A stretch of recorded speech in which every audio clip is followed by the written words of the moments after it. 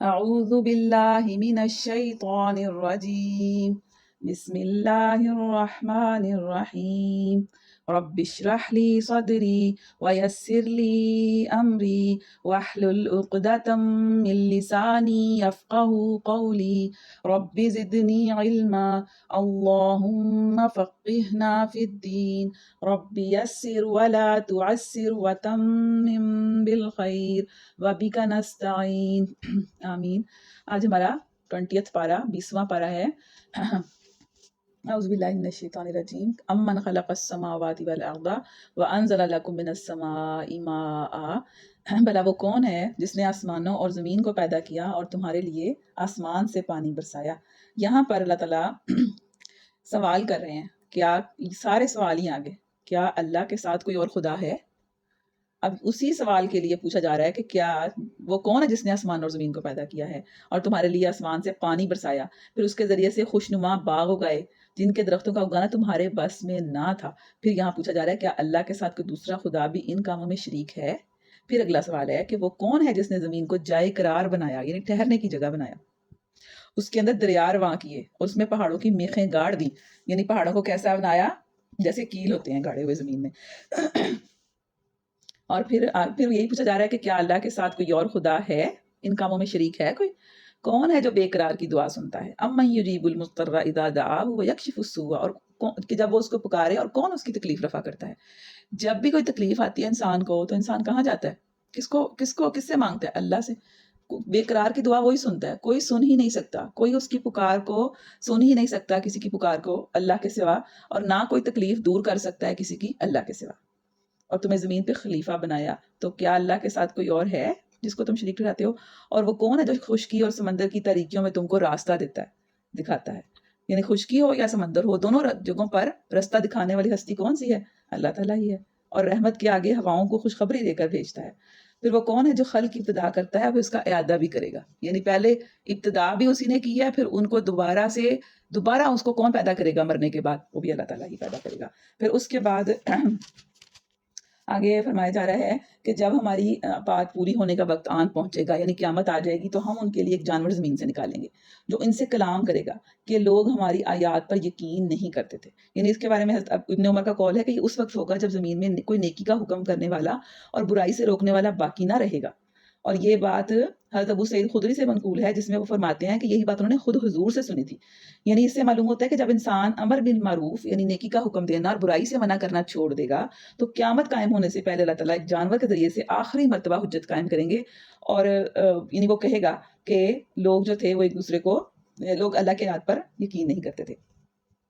اور اس کے بارے میں آتا ہے کہ نبی صلی اللہ علیہ وسلم کی حدیث ہی ہے کہ آفتاب مغرب سے طلوع ہوگا اور آفتاب جو ہے نا وہ مغرب سے طلوع ہوگا اور ایک روز دن دہاڑے کے جانور نکل آئے گا. یعنی اس دن جو سورج ہے نا وہ مشرق کے بجائے مغرب سے نکلے گا، اور اس دن پھر یہ جانور نکلے گا. تو اور کلام کیسے کرے گا یہ اللہ ہی جانتا ہے. اس کے بعد آتا ہے کہ جب سور پھونکنے کا بتایا گیا کہ وَيَوْمَ يُنفَخُ فِي الصُّورِ فَفَزِعَ مَن فِي السَّمَاوَاتِ وَمَن فِي الْأَرْضِ إِلَّا مَا شَاءَ اللَّهُ، کہ جس دن سور پھونکا جائے گا، یعنی جو فرشتہ مقرر ہے نا سور پھونکنے کے لیے، وہ سور منہ پہ لے کے بیٹھا ہوا ہے. تو جب وہ پھونکا جائے گا تو ہول کھا جائیں گے جو سب آسمانوں میں ہیں اور زمین میں ہیں، یعنی زمین اور آسمان کی ہر چیز اس سور کی پھونک کو، یعنی اس کی جو آواز ہوگی وہ اتنی دہشت پھیلانے والی ہوگی کہ سب کے دل ہول کھا جائیں گے. اور سوائے ان لوگوں کے جنہیں اللہ اس ہول سے بچانا چاہے گا، یعنی اس دن کی گھبراہٹ سے کون لوگ بچیں گے؟ جن کو اللہ بچانا چاہے گا. اور سب کان دبائے اس کے حضور حاضر ہو جائیں گے. آج تو پہاڑوں کو دیکھتا ہے کہ سمجھتا ہے کہ خوب جمے ہوئے ہیں، مگر اس وقت یہ بادلوں کی طرح اڑ رہے ہوں گے. یعنی جب قیامت آئے گی تو یہ جو پہاڑ ہیں جن کو ہم سمجھتے ہیں کہ اتنے مضبوط ہیں، ان کو کوئی ہلا بھی نہیں سکتا اپنی جگہ سے، وہ اس دن اتنے ہلکے ہو جائیں گے. اللہ تعالیٰ ان کو اس طرح کر دے گا کہ وہ بالکل اڑنے لگ جائیں گے، اتنے ہلکے ہو جائیں گے. اور پھر اس کے بعد فرمایا ہے کہ جو شخص بھلائی لے کر آئے گا اسے اس سے زیادہ بہتر صلہ ملے گا، اور ایسے لوگ اس دن کے ہول سے محفوظ رہیں گے. یعنی اللہ تعالیٰ ایسے لوگوں کو جو بھلائیاں لے کر آئیں گے، نیکیاں لے کر آئیں گے، اللہ اس دن کی پریشانی سے، اس دن کی ہولناکی سے، اس دن کی گھبراہٹ سے بچا لیں گے. اللہ ہمیں ان لوگوں میں شامل کر دے، آمین. اور جو برائی لیے ہوئے آئے گا ایسے سب لوگ اوندے منہ آگ میں پھینکے جائیں گے. استغفر اللہ، اللہم ربنا لا تجعلنا منہم، اللہ ہمیں ان میں شامل نہ کرنا. آمین۔ اور اس کے بعد سورۃ قصص اسٹارٹ ہو جاتی ہے۔ سورۃ قصص میں جو ہے نا وہ زیادہ سے زیادہ قصہ موسیٰ ہے، یعنی موسیٰ علیہ السلام کا قصہ بتایا گیا ہے، کفر کی چالیں بتائی گئی ہیں، اللہ کی تدبیریں بتائی گئی ہیں، بہت ڈیٹیل کے ساتھ اس کے اندر سارا کچھ بیان کیا گیا ہے کہ فرعون جو تھا نا اس کے بارے میں بتایا جا رہا ہے کہ فرعون نے زمین میں سرکشی کی اور اس کے باشندوں کو گروہوں میں تقسیم کر دیا، یعنی ان کو آپس میں گروہ گروہ کر دیا۔ ان میں سے ایک گروہ کو وہ ذلیل کرتا تھا اور اس کے لڑکوں کو قتل کرتا، لڑکیوں کو جیتا رہنے دیتا تھا، اور چاہتا وہ کیا تھا کہ وہ ان کو یعنی کہ آپس ٹکڑوں میں بانٹ کر رکھے اور ان کے اوپر وہ اقتدار کرتا رہے۔ لیکن اللہ تعالیٰ کیا چاہتے ہیں؟ اللہ کہتے ہیں ہم یہ ارادہ رکھتے تھے کہ مہربانی کریں ان لوگوں پر جو زمین میں ذلیل کر کے رکھے گئے تھے اور انہیں پیشوا بنا دیں، یعنی ان کو امام اور لیڈر بنا دیں۔ اللہ یہ چاہتا تھا، لیکن فرعون کیا چاہتا تھا کہ ان کو میں ذلیل اور خوار کر کے رکھوں اور یہ میرے محکوم بن کے رہیں۔ لیکن اللہ چاہتا تھا کہ اس قوم کو جس کو فرعون نے محکوم بنایا ہوا ہے، ظلم و ستم کا شکار کیا ہوا ہے، ان کو میں کیا کر دوں؟ انہیں امام بنا دوں، لیڈر بنا دوں، اور انہی کو وارث بنائیں اور زمین میں ان کو اقتدار بخشیں۔ اور پھر بتائیے کہ بنی اسرائیل کو کس طرح اللہ تعالیٰ نے اقتدار بخشا، نبی آئے، حکومتیں ملی، ان کے انبیاء کو بھی ملی، اور ان میں سے ان سے فرعون اور حامان اور ان کے لشکروں کو وہی کچھ دکھلا دے جس کا انہیں ڈر تھا۔ اچھا، پر اللہ تعالیٰ نے کیسے تدبیر کی کہ وہ لڑکوں کو تو زندہ قتل کر دیتے تھے، جو بچہ ہوتا تھا اس کو وہ مار دیتے تھے۔ تو اللہ تعالیٰ نے کیسے کیا تدبیر کی کہ ہم نے موسیٰ کی ماں کو اشارہ کیا کہ اس کو دودھ پلا، پھر جب تجھے اس کی جان کا خطرہ ہو تو اسے دریا میں ڈال۔ جب موسیٰ پیدا ہوا تو ان کی ماں کو فکر پڑ گئی کہ اب تو میرا بیٹا پیدا ہو گیا، اب تو یہ چھوڑیں گے ہی نہیں، آ کے چیک کرتے تھے وہ اور آپ قتل کر دیتے تھے، تو وہ تو آ جائیں گے اور اس کو قتل کر دیں گے۔ تو اللہ تعالیٰ نے ان کی دل میں یہ بات ڈالی، وَأَوْحَيْنَا إِلَىٰ أُمِّ مُوسَىٰ، عربی میں ایسے لکھا ہے وَأَوْحَيْنَا إِلَىٰ أُمِّ مُوسَىٰ أَنْ أَرْضِعِهِ، کہ ہم نے وحی کی، یعنی اس کے دل میں ہم نے بات ڈالی کہ کیا کرو، دودھ پلاتی جاؤ، لیکن جب مجھے خطرہ ہو نا کہ کوئی آ گیا ہے یا کوئی محسوس ہو تو پھر کیا کرو، پھر اس کو دریا میں ڈال دو۔ دریا میں کیسے ڈالنا ہے؟ کسی صندوق میں، کسی اس طرح کی چیز میں بند کر کے ان کو ڈالنا ہے۔ اچھا، ہوا پھر کیا کہ وہ انہوں نے ڈال دیا۔ اب وہ جو صندوق تھا وہ بہتا بہتا کہاں چلا گیا؟ فرعون کے ہی دربار میں پہنچ گیا۔ ادھر سے جہاں سے پانی گزرتا تھا وہاں سے وہ اسی کے دربار میں سے گزرا، تو انہوں نے اس کو پکڑ لیا، لے لیا انہوں نے۔ پھر فرعون کی بیوی نے اسے کہا کہ یہ میرے اور تیرے لیے آنکھوں کی ٹھنڈک ہے، اسے قتل نہ کرو، کیا عجب کہ یہ ہمارے لیے مفید ثابت ہو، یا ہم اسے بیٹا ہی بنا لیں، تو ان کی اولاد بھی نہیں تھی۔ ادھر موسیٰ کی ماں کا دل اڑا جا رہا تھا، ظاہر بات ہے ماں تھی نا، بچے کو ڈالا ہوا تھا صندوق میں اور بیٹھی تھی اب اللہ کے آسرے پہ، وہ اس کا راز فاش کر بیٹھتی، اگر ہم اس کی ڈھارس نہ بنا دیتے۔ اللہ نے تسلی دی ان کے دل کو۔ پھر کیا ہوا، انہوں نے اپنی بیٹی سے کہا، یعنی موسیٰ کی بہن سے کہا کہ جاؤ ان کے پیچھے پیچھے۔ چنانچہ وہ دیکھتی رہی پیچھے پیچھے، غیر محسوس طریقے سے وہ دیکھتی رہی۔ چنانچہ یعنی کہ پھر ہوا یہ کہ وہ محل چلا گیا، پھر محل میں انہوں نے مطلب مختلف عورتوں کو بلایا، دائیوں کو، کہ اس کو دودھ پلائیں، وہ کسی کا دودھ نہیں پیتا تھا۔ پھر آخر اس لڑکی نے کہا کہ میں ایک عورت کو جانتی ہوں، یہ اس کا دودھ ضرور پی لے گا۔ پھر اس نے اپنی ماں کو بلایا اور پھر اس طرح وہ بچہ واپس اپنی ماں کے پاس ہی آ گیا کہ دودھ پلانے کے لیے ان کو ایک عورت کی ضرورت ہوتی ہے تو پھر وہ اسی کے پاس رہتا ہے۔ تو اس طرح اللہ تعالیٰ نے ایک تدبیر کی۔ اللہ تعالیٰ کی تدبیر ہے، اللہ ہی جانتا ہے، انسان نہیں سمجھ سکتے۔ ہم پریشان ہو جاتے ہیں نا، کیا ہے میرے ساتھ یہ معاملہ ہو گیا، پتہ نہیں میرا کیا ہوگا، لیکن اگر آپ صحیح راستے پر ہیں تو انشاءاللہ اللہ تعالیٰ آپ کے لیے بہت اچھی تدبیر کریں گے۔ تو پھر اللہ تعالیٰ کہتے ہیں ہم نے موسیٰ کو اس کی ماں کی طرف پلٹا لائے تاکہ اس کی آنکھیں ٹھنڈی ہوں۔ اور پھر جب موسیٰ پھر جوانی کو پہنچ گیا، اس وقت کا ذکر کیا جا رہا ہے کہ ایک روز وہ شہر میں داخل ہوا تو دو آدمی لڑ رہے تھے، ایک اس کی اپنی قوم کا تھا اور دوسرا اس کی دشمن قوم سے تعلق رکھتا تھا۔ اب اس کی قوم کے آدمی نے دشمن قوم والے کے خلاف اسے مدد کے لیے پکارا، تو جب وہ موسیٰ نے ایک گھونسا مارا تو وہ ادھر ہی مر گیا۔ اتنا زبردست گھونسا لگا کہ وہ اٹھا ہی نہیں، ان کا مارنے کا ارادہ تو نہیں تھا، انہوں نے تو صرف اس کو مارنے کا، ویسے مارنے کے لیے، یعنی بیٹ کرنے کے لیے انہوں نے اس کو مارا تھا، لیکن وہ تو مر گیا۔ تو موسیٰ نے کہا کہ یہ شیطان کی کار فرمائی ہے، یعنی یہ شیطان نے کچھ کیا تھا، اس طرح ہوا۔ پھر وہ کہنے لگا کہ اے میرے رب، میں نے اپنے نفس پر ظلم کر ڈالا، میری مغفرت فرمائی۔ پھر دعا کرنی شروع کر دی، اللہ تعالیٰ سے توبہ کی، اللہ تعالیٰ نے ان کو بخش دیا۔ پھر اسی طرح اگلے دن وہ دیکھتا خطرے سے بھاگتا ہوا کہ چونکہ وہ دوسری قوم کا تھا، اب دشمن قوم کا تھا، تو ان کو ڈر تھا کہ مجھے پکڑ کے لے جائیں گے۔ تو پھر ہوا یہ کہ ایک آدمی شہر کے پرلے سرے سے دوڑتا ہوا آیا اور بولا، موسیٰ سرداروں میں تیرے قتل کے مشورے ہو رہے ہیں، یہاں سے نکل جا، میں تیرا خیر خواہ ہوں۔ یعنی ان کو پھر دربار میں سے کسی نے خبر دی کہ تم یہاں سے، کہ تمہیں قتل کرنے کی کوشش کر رہے ہیں یہ لوگ، نکل جاؤ یہاں سے۔ پھر وہ وہاں سے نکل گیا اور انہوں نے یہ دعا کی کہ اے میرے رب، مجھے ظالموں سے بچا، ربی نجنی من القوم الظالمین۔ اور اس کے بعد انہوں نے مدین کا رخ کیا۔ پھر وہاں پہنچے، دیکھا تو وہاں ایک کنویں پر پہنچے تو دیکھا کہ بہت سے لوگ اپنے جانوروں کو پانی پلا رہے تھے اور دو عورتیں لگ کھڑی تھیں، اپنے جانوروں کو روک کھڑی ہوئی تھیں۔ تو موسیٰ نے ان سے پوچھا کہ تمہیں کیا پریشانی ہے؟ انہوں نے کہا کہ جب تک یہ سارے چرواہے جو ہیں وہ جانور کو پانی نہ پلا دیں کنویں سے، ہم پانی نہیں پلا سکتے، اس لیے ہم سائڈ پہ کھڑے ہیں، جب یہ لوگ جائیں گے تب ہم پانی پلائیں گے، کیونکہ ہمارے والد جو ہیں وہ بہت بوڑھے آدمی ہیں۔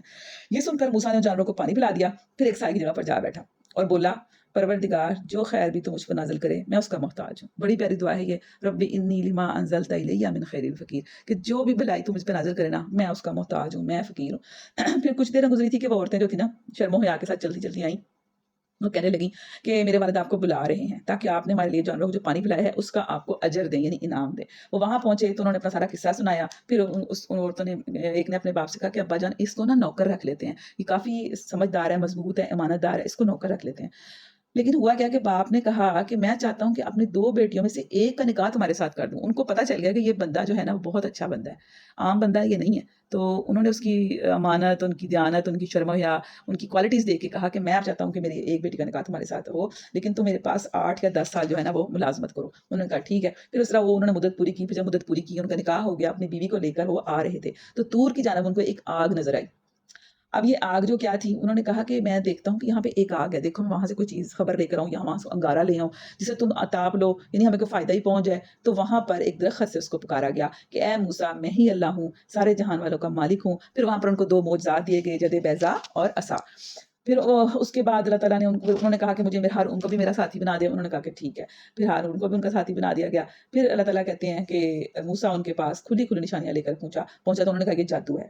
وہ سارا معاملہ پھر پڑا ہوا ہے پہلے کہ انہوں نے جادوگروں کو بلایا گیا، پھر جادوگر بھی سجدے میں گر گئے۔ پھر اس کے بعد اللہ تعالیٰ کہتے ہیں کہ اس نے اور اس کے لشکروں نے زمین میں بغیر کسی حق کے اپنی بڑائی کا گھمنڈ کیا اور سمجھے کہ انہیں کبھی ہماری طرف پلٹنا نہیں ہے۔ آخرکار ہم نے اسے اور اس کے لشکروں کو پکڑا اور سمندر میں پھینک دیا۔ جب وہ ان کے پیچھے آئے تو وہ اللہ تعالیٰ نے ان کو غرق کر کے رکھ دیا۔ اس کے بعد ہم دیکھتے ہیں کہ اہل کتاب کے بارے میں آ رہا ہے کہ جو اہل کتاب جو قرآن پر ایمان لائیں گے نا، ان کے لیے ڈبل اجر ہے، دوہرا اجر ہے، کیونکہ انہوں نے پہلے جس نبی پر، جو نبی ان کے سامنے آئے ان پر ایمان لائے، ان کی کتاب پر ایمان لائے، اور جب ان کے سامنے قرآن آ گیا تو پھر وہ قرآن پر ایمان لے کر آئے، تو ان کے لیے کیا ہے؟ دوہرا اجر ہے۔ اچھا، ان کی آگے سے صفات بتائی جا رہی ہیں کہ ثابت قدمی دکھائی انہوں نے، اور وہ برائی کو بھلائی سے دفع کرتے ہیں، اور جو رزق ہم نے ان کو دیا ہے اس میں سے خرچ کرتے ہیں۔ اگر کوئی برا بھی کرتا ہے تو اس کے ساتھ وہ کیا کرتے ہیں؟ اچھا سلوک کرتے ہیں۔ اور جب انہوں نے کوئی بےہودہ بات سنی تو اس سے کنارہ کش ہو گئی۔ یہ 4 کوالٹیز بتائی گئی ہیں ان لوگوں کی کہ جن کو اللہ تعالیٰ دوہرا اجر دیں گے۔ اور اس کے بعد اللہ فرماتے ہیں کہ اللہ تعالیٰ نے مکہ کو، حرم کو امن بنایا، امن کی جگہ بنایا، اور رزق کا مرکز بنایا، جس کی طرف ہر طرح کے ثمرات یعنی پھل کھینچے چلے آتے ہیں۔ دیکھیں مکہ کے اندر نہ کوئی چیز پیدا نہیں ہوتی، لیکن وہاں ہر چیز موجود ہے۔ کیوں؟ کیونکہ اللہ نے کہا تھا کہ ہماری طرف سے رزق کے طور پر، یعنی اس کی طرف سارا جو پھل ہے، جو ہر نعمت اس کی طرف آتی ہے، وہ خود بخود وہاں پہ لوگ لے کے آتے ہیں۔ اللہ تعالیٰ نے اس کو ایسا مرکز اور امن کی جگہ بنایا ہے۔ اور پھر اللہ تعالیٰ کہتے ہیں کہ ان لوگوں کا انجام بتایا کہ جو اپنی معیشت پر اتراتے تھے، یعنی سمجھتے تھے کہ ہماری معیشت، ہمارا جو سسٹم ہے، اکنامیکل سسٹم جو ہے وہ سارا بڑا زبردست ہے، یعنی ہم بہت امیر کنٹریز میں سے ہمارا شمار ہوتا ہے۔ تو ان کے ساتھ کیا کیا؟ ان ملکوں کے ساتھ ان کو اللہ تعالیٰ نے تباہ و برباد کر کے رکھ دیا۔ کیوں کیا؟ کیونکہ انہوں نے اللہ تعالیٰ کی نافرمانی کی۔ اور پھر آگے اللہ تعالیٰ فرماتے ہیں کہ اللہ بستیوں کو ہلاک کیوں کرتا ہے؟ کیونکہ وہ اللہ کی نافرمانی کرتے ہیں۔ ان کے اوپر کوئی زیادتی نہیں اللہ کرتا جن کو ہلاک کر دیتا ہے، وہ اس لیے کرتا ہے کہ انہوں نے اللہ تعالیٰ کی آیات کو دیکھا اور نہیں مانا، اللہ کے رسول کو پایا اور اس کی بات نہیں مانی، تو پھر کیا کرتے ہیں اللہ تعالیٰ؟ ان بستیوں کو ہلاک کر دیتے ہیں۔ اس کے بعد ہم دیکھتے ہیں کہ اللہ تعالیٰ بڑی پیاری اپنی جو نشانیاں ہیں نا ان کے بارے میں بتا رہے ہیں کہ غور و فکر کرنے کا ایک کاج ہے کہ اے نبی ان سے کہو، کیا کبھی تم نے غور کیا کہ اگر اللہ قیامت تک تم پر ہمیشہ کے لیے رات طاری کر دے تو اللہ کے سوا وہ کون سا معبود ہے جو تمہیں روشنی لا دے؟ کوئی ہے؟ کون ہے جو رات کو دن میں بدل دیتا ہے؟ اللہ ہی بدلتا ہے نا۔ قل ارأیتم ان جعل اللہ علیکم النہار سرمدا الی یوم القیامۃ، پھر وہ کہتے ہیں کیا کوئی ہے کہ جو دن ہو پورا دن رہے اور رات آئے ہی نہ؟ تو کون ہے جو رات لے کے آتا ہے؟ وہ بھی اللہ ہی ہے۔ یعنی دن اور رات اللہ تعالیٰ کی رحمت ہے۔ اگر دن ہی رہے تو انسان تو کھپ جائے کام کر کر کے، اور اگر رات ہی رہے تو اس کو دن میں جو کام وہ کرتا ہے وہ کر نہ پائے۔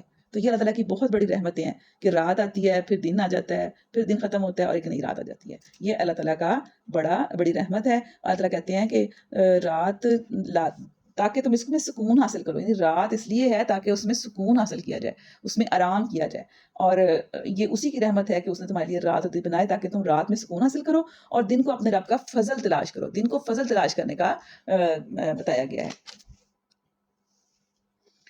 اس کے بعد قارون کا ذکر آ رہا ہے۔ قارون کون تھا؟ قارون موسیٰ کی قوم کا ایک شخص تھا، پھر وہ اپنی قوم کے خلاف سرکش ہو گیا۔ ہم نے اس کو اتنے خزانے دے رکھے تھے کہ ان کی کنجیاں طاقت اور آدمیوں کی ایک جماعت بڑی مشکل سے اٹھا سکتی تھی، یعنی اس کے پاس اتنی مال و دولت تھی کہ اس کے جو خزانے تھے نا، اس کی جو چابیاں تھیں، خزانہ نہیں تھا، صرف اس خزانے کی جو چابیاں تھیں نا لاکرز کی، وہی اتنی زیادہ تھیں کہ ان کو اٹھانے کے لیے ایک طاقتور آدمیوں کی پوری جماعت تھی.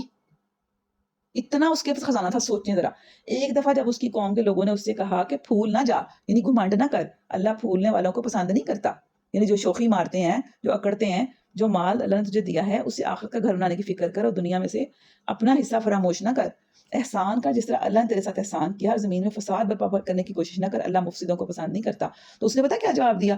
اس نے کہا کہ یہ سب کچھ جو مجھے دیا گیا ہے نا, میرے علم کی وجہ سے دیا گیا ہے.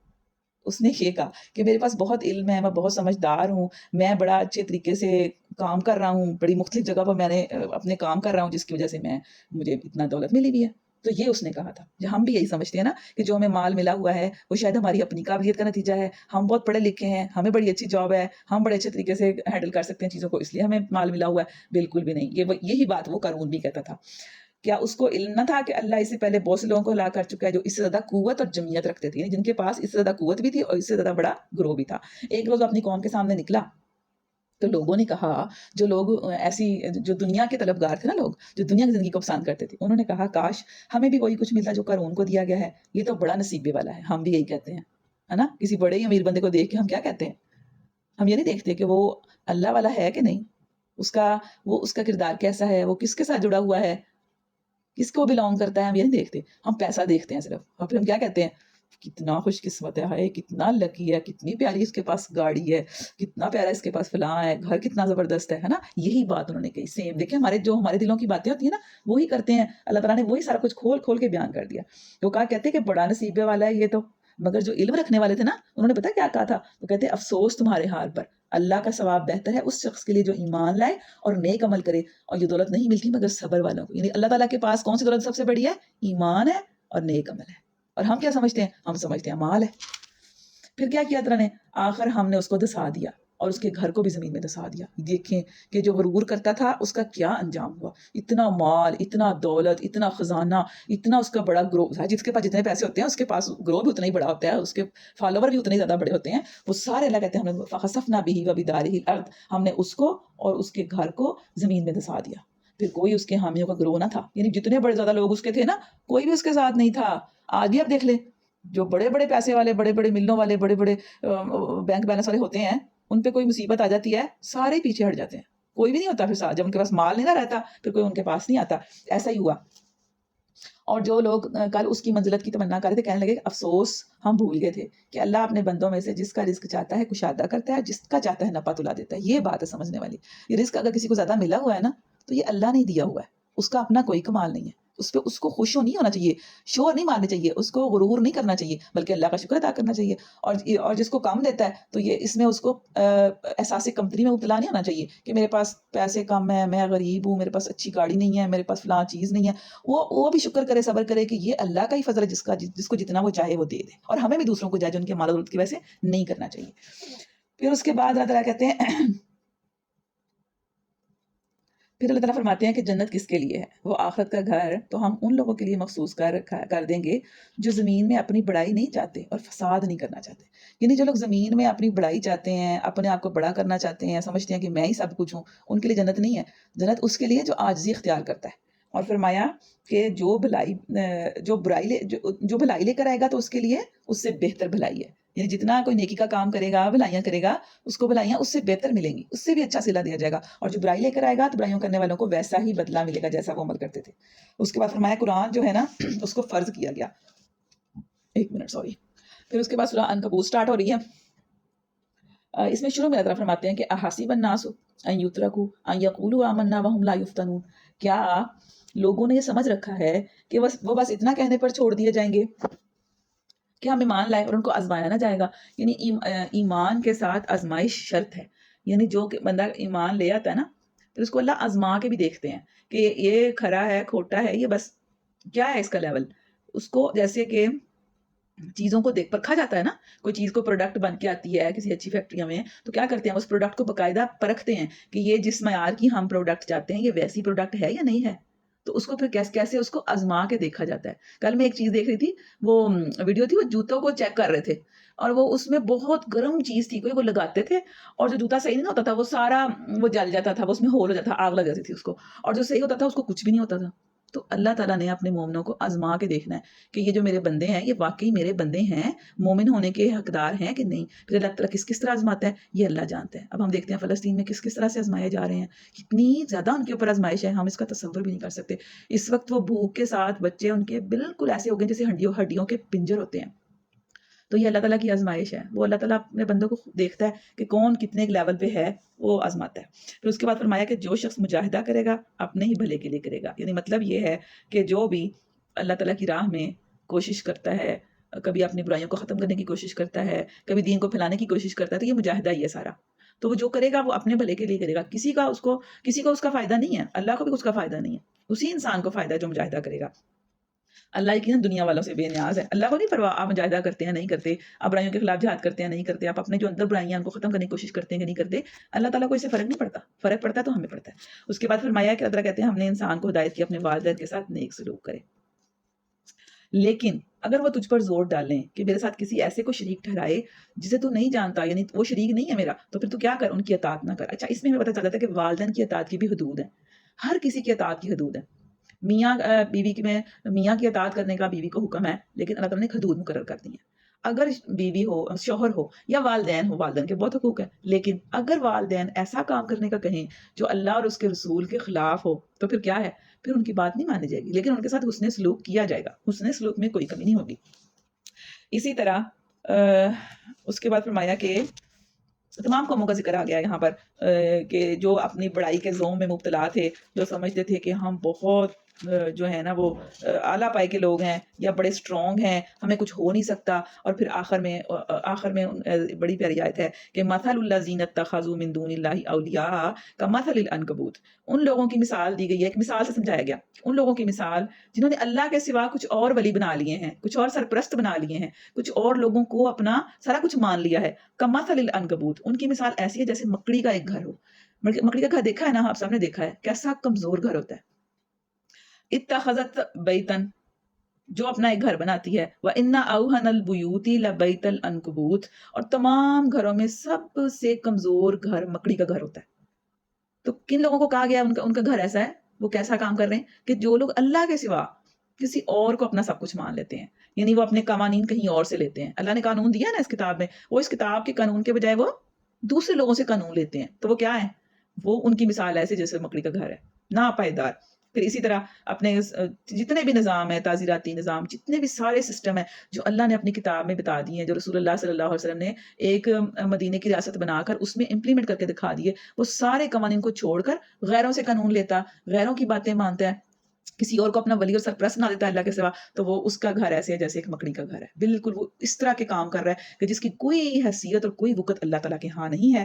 اور جو اللہ کا دیا ہوا ہے نظام، وہی پائیدار نظام ہے، وہی سسٹم پائیدار ہے. اللہ کی بات ہی سب سے بہترین ہے.